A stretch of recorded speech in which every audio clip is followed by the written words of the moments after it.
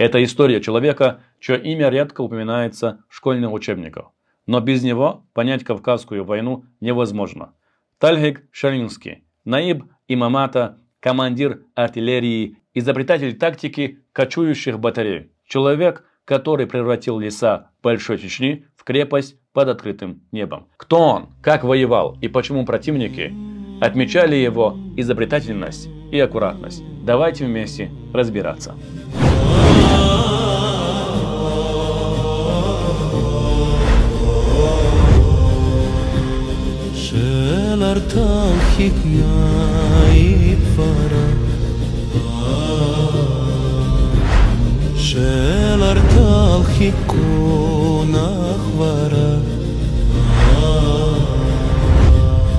Кавказях шамай рогайтина